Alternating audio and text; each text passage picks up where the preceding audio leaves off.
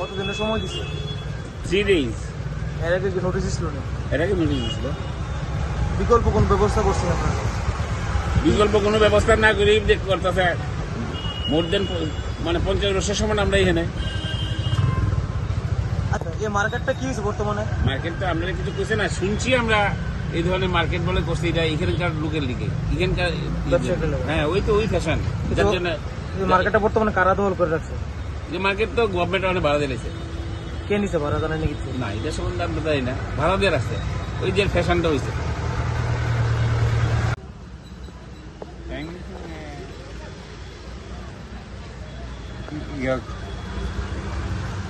এমন সত্যি মাসের চাঙ্গা হয়েছে আচ্ছা, যেহেতু সরকারি জায়গা হ্যাঁ কত বছর ধরে ব্যবসা করতেছেন?